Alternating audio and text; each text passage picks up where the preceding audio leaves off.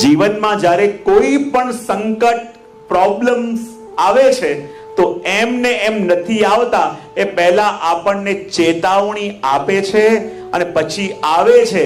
પણ એ ચેતવણી જે આપણને એમણે આપી હતી એ આપણને સમજાતી, અને એટલે આપણે તૈયારી કરી શકતા નથી અને સૂતા ઝડપાઈ જઈએ છીએ.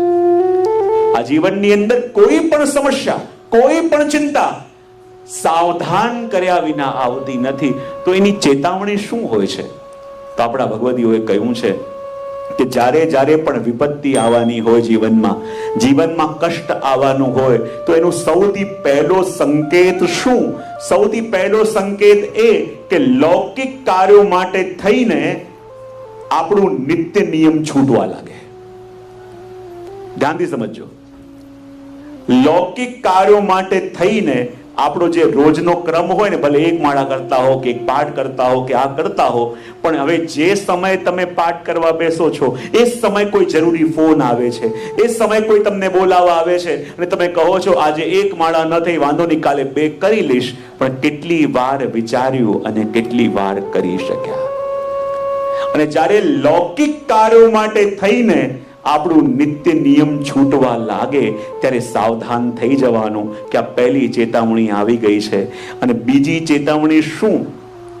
કે લૌકિક કાર્યો માટે થઈને પ્રભુ અને ગુરુનું સાનિધ્ય ધીમે ધીમે છૂટવા લાગે. કોઈ કહે કે અલે ફલાણા દેખાતા કેમ નથી? તો કહે કે શું કરી, આટલા ટેન્શન છે, આટલી ચિંતા છે, હવે આવો ચિંતા અને આવો ટેન્શન લઈને ક્યાં પ્રભુ પાસે કે ગુરુ પાસે જઈએ? અરે આવી અવસ્થામાં પણ સન્મુખ હતા તો ચિંતાઓ પરેશાન કરી શકતી નથી. પણ જ્યાં સાનિધ્ય છૂટ્યું અને જે ચિંતાઓ બાણે આવીને ઊભી હતી અને હવે માથે સવાર થઈ, કમથી કમ સાનિધ્ય હતું તો પણ બચેલા હતા, સન્મુખ હતા તો બચેલા હતા. પણ લૌકિક કાર્યો માટે હવે આવો મન લઈને, આવું મૂડ લઈને ક્યાં સન્મુખ જઈએ? કમથી કમ સન્મુખ હતા તો બચેલા હતા.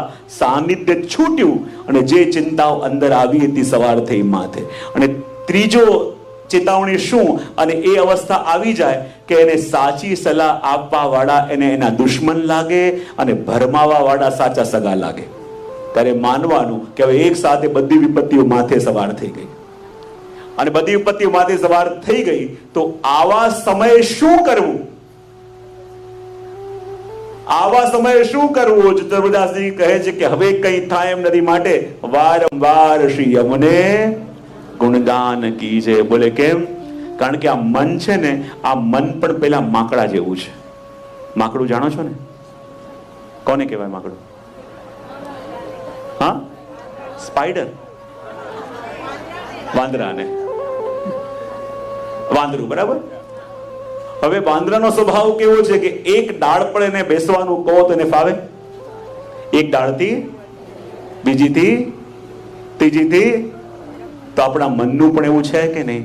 આપણે અહીંયા બેસીને કહીએ કે મન તું આ કથામાં લાગ, પણ જેટલું લગાવવાનો પ્રયત્ન કરીએ ત્યાં મન એક ડાળીમાંથી બીજી ડાળીમાંથી. તો બધા કેટલા અનુભવી બેઠા છે અને બધા અનુભવી બેઠા હોય ને તો કાર્ય બહુ સરળ થઈ જાય. એક ડાળીમાં બેસાવાનો પ્રયત્ન કરીએ, બીજી ડાળીમાં કૂદકો મારે, બીજીથી ત્રીજી ડાળીમાં, ત્રીજીથી ચોથી ડાળીમાં, અને આમ એક કૂદકા માર્યા કરે. એટલો ચંચળ મન, આ મન પણ પેલા વાંદરા જેવું છે, એક ડાળમાં બેસી ન શકે. અને એટલું ચંચળ એ વાંદરું હતું જે એક જગ્યાએ સ્થિત થઈ શકે એમ નતું.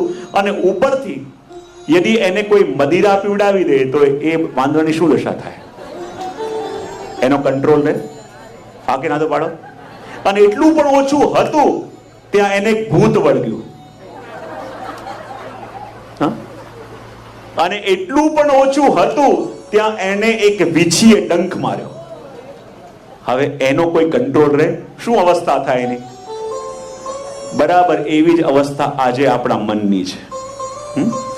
એક તો પહેલેથી એટલું ચંચળ આ મન હતું કે કોઈ પણ રીતે એક જગ્યાએ બેસવા ટેવાયેલું નતું, કોઈ પણ જગ્યાએ સ્થિત રહેવા માટે અભ્યસ્ત નતું. અને એટલું ચંચળ મન, અને ઉપરથી લૌકિક વિષયોની મદિરા આપી દી. આ લૌકિક વિષયોની મદિરા પીધી ત્યારે એનો કંટ્રોલ ઓર ગયો અને એટલું પણ ઓછું હતું ત્યાં બીજાના જેવા થવાનું ભૂત એને વળગ્યું. અને બીજાના જેવા થવાનું ભૂત વળગ્યું, એનો કંટ્રોલ ઓર ગયો અને એટલું પણ ઓછું હતું ત્યાં બીજાનું સુખ જોઈ ઈર્ષાનું વીછી એને ડંખ્યું. અને જે દશા એ વાંદરાની થાય એ દશા આજે આપણા મનની થઈ છે. પહેલા એટલું ચંચળ હતું, ઉપરથી શું થયું પાછું? લૌકિક અપેક્ષાઓની, લૌકિક વિષયોની શું પીધી? મદિરા પીધી. એનો કંટ્રોલ ઓર મનમાંથી ગયો અને એટલું પણ ઓછું હતું ત્યાં પછી શું થયું? ભૂત વળગ્યું. કયું ભૂત વળગ્યું? બીજાની લાઈફસ્ટાઈલ જોઈને, બીજાને જોઈને એના જેવા થવાનું ભૂત વળગ્યું. અને એના જેવા થવાનું ભૂત વળગ્યું ત્યારે એનો કંટ્રોલ ઓર ગયો અને એટલું પણ ઓછું હતું ત્યાં આગળ શું થયું? કયા વીછીએ ડંખ માર્યો? બીજાને સુખી જોઈ ઈર્ષાના વીછીએ ડંખ માર્યો. અને ડંખ માર્યો અને જે દશા પેલા વાંદરાની થાય એ દશા આજે આપણા મનની છે. હવે એ મનને તમે કોઈ પણ રીતે સ્થિર કરવાનો પ્રયત્ન કરો, સ્થિર થાય? તમે વારે વારે કહો છો સેવા કરીએ છે, મન નથી લાગતું, સત્સંગ કરીએ છે, મન નથી લાગતું, આ કરીએ છે, આ નથી લાગતું. લાગે ક્યાંથી? ખાલી હતું તો પણ કંટ્રોલ થતો નતો. અને આજે તો આપણે શું કરીને બેઠા છીએ? મદિરાએ પીધી છે, પેલો વીછીએ ડંખ્યો છે, પેલું ભૂતે વળગ્યું છે. હવે આવા મનને લઈને તમે સેવામાં બેસો, આવા મનને લઈને તમે કઈ જપ કરવા બેસો તો શું મન સ્થિર થવાનું છે? થવાનું છે? નહીં થાય. તો એનો ઉપાય શું? તો એનો ઉપાય એક જ છે. ગમે તેવું દૂષિત થયેલું મન હોય, ચાહે એને ઈર્ષાનો વીછી ડંખ્યો હોય, એને લૌકિક વિષયોની મદિરા પીધી હોય, એને બીજાના જેવા થવાનો પ્રેત વળગ્યો હોય અને એનો પોતાની ઉપર જ કોઈ કંટ્રોલ ન રહ્યો હોય, પોતાના કંટ્રોલમાં એ ન રહ્યો હોય અને એને સ્થિત કરવું હોય તો એક જ ઉપાય છે. બોલે શું? એને અમૃતનું પાન કરાવવું પડે. यदि ये અમૃતનું પાન કરે તો પછી એની અંદર રહેલી કોઈ પણ મલિનતા એને ડસી ન શકે. અને એ અમૃત શું છે? તો ચતુર્દાસજી કહે છે કે શ્રી યમુનાજીનું નામ એ જ અમૃત છે.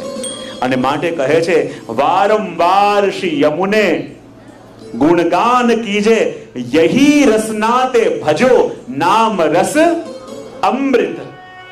यही रसनाते भजो नाम रस अमृत, भाग्य जाके हैं सोई जो. હા, કહે કે જો આ યમુનાજીનું વારે વારે ગુણગાન કરો. અને શું કહ્યું? કે યહી રસનાતે, અને આ જ રસના, આ જ જીવવાથી આપણને અમૃતનું પાન. જો બીજા બધા તો સ્વર્ગમાં જાય પછી અમૃતનું પાન એમને કરવા મળે, અને એ પણ કેટલા કેટલા પુણ્યો કરા હોય ત્યારે. પણ આપણે પુષ્ટિ જીવો તો એવા સદભાગી છે કે જ્યારે જ્યારે પણ શ્રી યમુનાજીનું નામ લઈએ છે તો આપણે તો અહીંયા બેઠા યમુનાજીના અમૃતનું પાન કરીએ છીએ. અહીંયા બેઠા બેઠા અમૃત આપણે પામીએ છીએ, એવું ભાગ્ય આપણે લઈને આવ્યા છે. માટે કહું યહી રસનાતે ભજો નામ રસ અમૃત. તો કહેવાય કે અમૃત માટે પણ દેવતાઓએ સમુદ્ર બંધન કરવું પડ્યું. એ અમૃતને મેળવવા માટે દેવતાઓ દાનવોએ લડવું પડ્યું, અને તોય બરાબર એમને ન મળ્યું. અને આપણને બેઠા બેઠા અમૃત મળવા માટે છે તો પણ બધા લોકો એ અમૃત પામતા કેમ નથી? બધા લોકો એ અમૃત પી લેતા કેમ નથી? તો ચતુર્દાસજી કહે કે આ યમુનાના નામરૂપી અમૃત એ બધાને મળી પણ ન શકે. બોલે કોને મળે? તો કહે ભાગ્ય જાકે હે સોઈ જ પી જાય. જેના ભાગ્યમાં યમુનાજીના ગુણગાન લખાયા છે, જેના ભાગ્યમાં આ યમુનાજીનું નામરૂપી અમૃત છે, આ વસ્તુ જો આપણા સામર્થ્યથી કે પુરુષાર્થથી ન મળે. આ એવો રસ છે જે માત્ર એની કૃપાથી મળે છે. ભાગ્ય જાકે હે સોઈ જો. જેના ભાગ્યમાં છે, જે ભાગ્યમાં લખાઈને લાવ્યા છે, અને જેના ઉપર પ્રભુએ ભરોસો કર્યો છે ને, એ જ આ યમુનાજીના ગુણગાનને કરી શકે છે. અને કારણ કે યમુનાજીનું નામ શું છે? બોલે આપણા પ્રભુની પણ પૂંજી. શું છે? અને પ્રભુની પૂંજી એટલે કે પ્રભુનું ધન. હવે આપણે દરેકને શું આપણું ધન બતાવતા હોઈએ? કોઈ તમારા ઘેર આવે તમે પેલા એમ કહો છો ચા પાણી બધું કરજો, પછી પેલા આવીને તિજોરી જોઈ લો, ક્યારે કહો છો એમ? તો કે ના મારે બેસવું, ભલે બેસવાનું બધું થશે પછી, પેલા આવીને તિજોરી જોઈ લો. કરો છો ક્યારે? આપણે આપણી પૂંજી બધાને બતાવીએ છીએ. પૂંજી ક્યારે બતાવીએ છીએ? કે જ્યારે આપણે એના ઉપર ભરોસો કરતા હોઈએ, જ્યારે આપણને એના પર ભરોસો હોય ત્યારે. અને એટલા માટે યમુનાજીનું નામ એ તો પ્રભુની પૂંજી છે. અને પ્રભુ એમની પૂંજી કોની આગળ પ્રગટ કરે? કે જેની ઉપર પ્રભુ ભરોસો કરતા હોય. અને પ્રભુને જેની ઉપર ભરોસો આવ્યો હોય એને પ્રભુ આ યમુનાજીના નામ રૂપી અમૃતને આપે, યમુનાજીના નામ રૂપી રસને આપે છે. અને માટે કહ્યું કે વારંવાર શ્રી યમુને યહ ગુણગાન કીજે, यही रसनाते भजो नाम रस अमृत.